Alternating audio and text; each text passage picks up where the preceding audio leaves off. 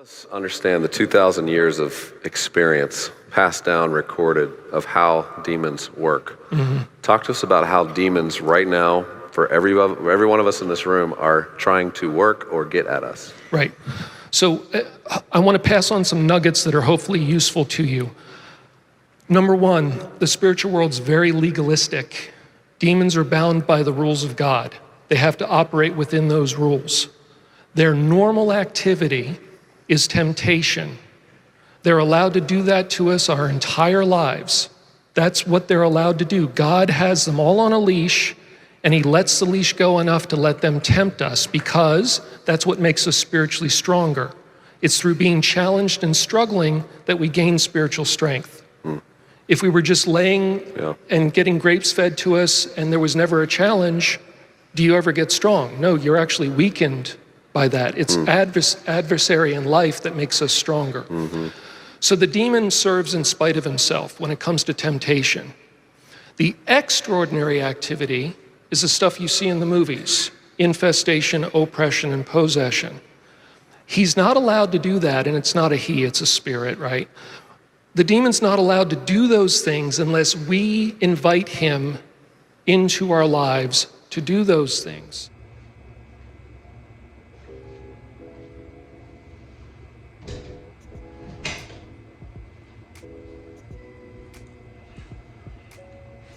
What's up, guys? I wanted to have a conversation today about anger. Something that I'm learning to grasp, I'm learning to have control over.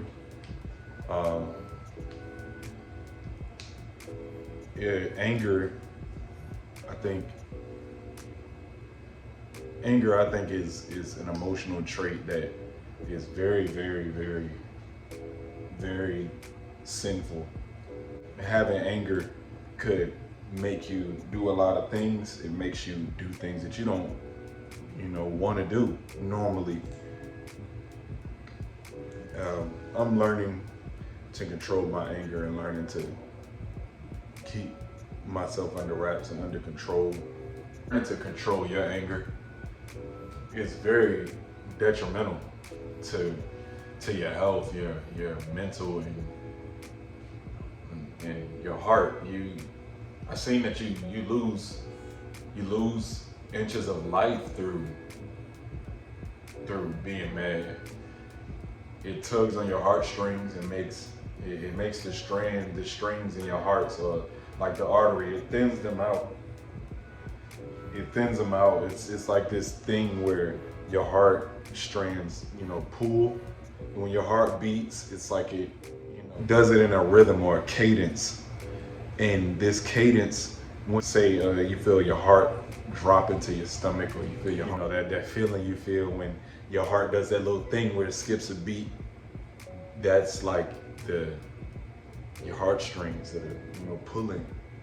And that's what anger tugs on. Anger tugs on that when you're mad. Anger makes you do things that you don't normally want to do. And it can be controlled. It just, I could say that it's just hard to control because it feeds into that instinctive mentality. It feels good when you can let off some steam.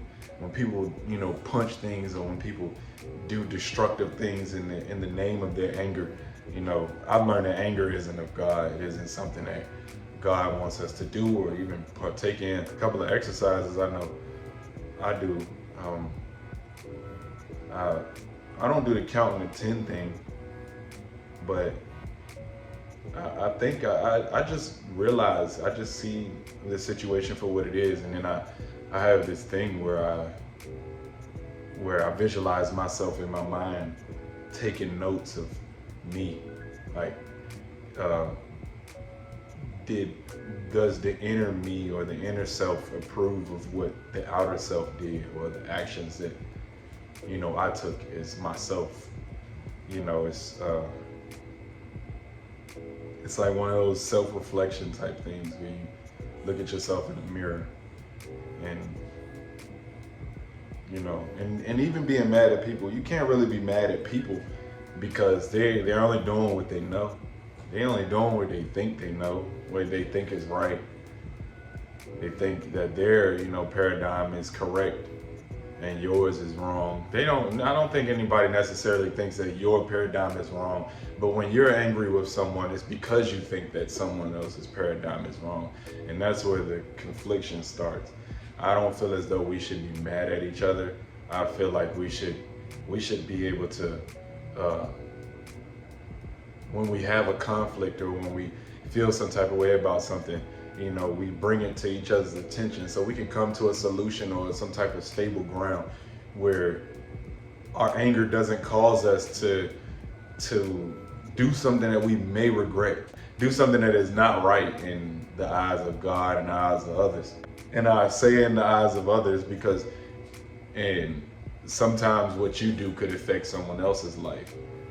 And anger, is the driving force behind a lot of things that are happening in life right now, like wars, the government, how they're doing things. It's all over emotions and feelings. The whole thing between racism and white supremacy, and then you got things like all of these groups that are starting. If you want to be technical, these groups are like hate groups.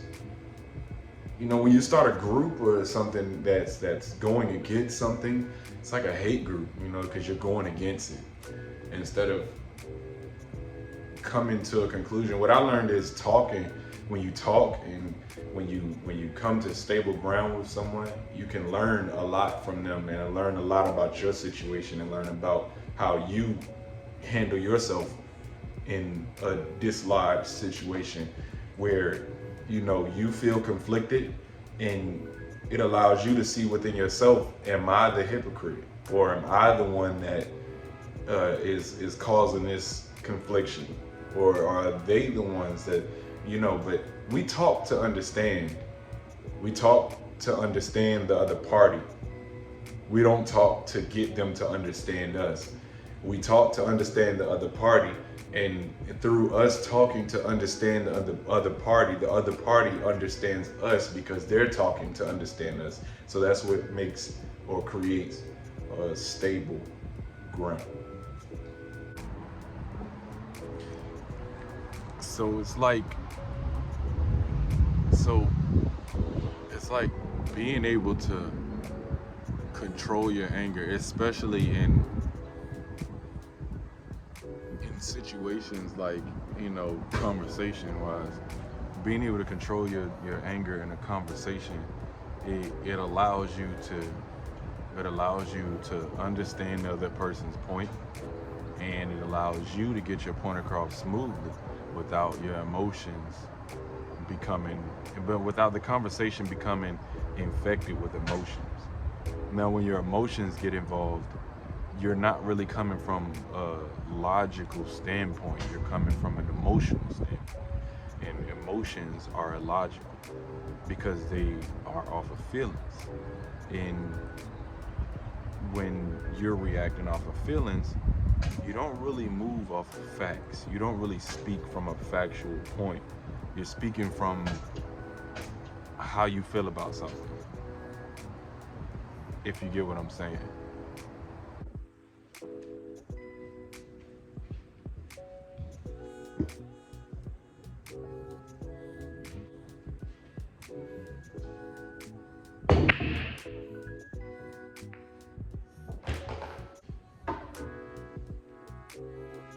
Now it's like allowing your emotions to cloud your judgment.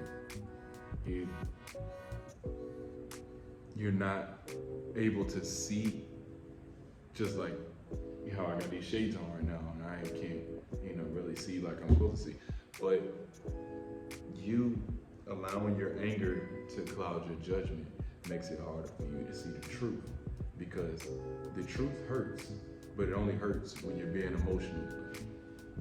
And see, that's why the truth tends to hurt, because we all mix our emotions into a situation, and instead of being logical about it, we say anger is the driving force. That's how we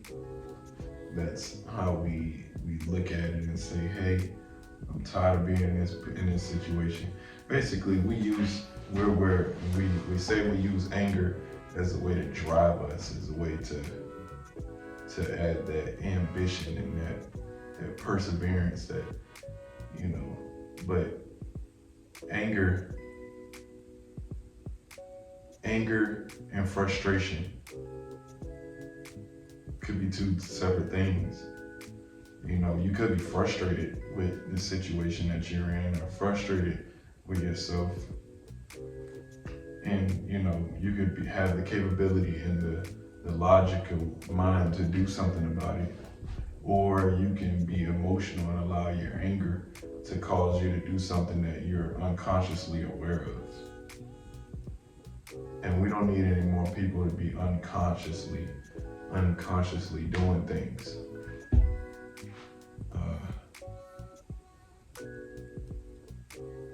I guess that's all I would have to say about anger. We just have to learn to control those emotions. We have to learn to control our anger and learn to control that feeling of wanting to be prideful. And, you know, it's not really anything that is good that could come of being angry. And I know being angry, it seems, you know, it is a basic human emotion. You know, it feels as though expressing our anger is what we're supposed to do. But no, we wasn't put on this earth to express anger, to express our frustration. Anger is a demon of the mind that sways you into a negative output. Anger is often a response to something that you didn't deem. It is often a response to something that you didn't deem satisfying, or it doesn't really feel good to you. Anger is a response. It's not a initiating action. It's not. I don't know anybody that just says, you know, I'm mad. You know, I'm angry. I've never known anyone to just get up mad. You know, it's often you being mad in response.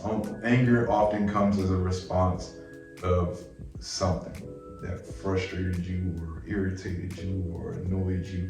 So we can control our responses. And people that have no choice but to get angry as a response, that just shows that you don't really have the mental capacity to handle the situation or your life or your emotions. Our minds are our minds, and our minds are what we control. Don't allow anger to control you.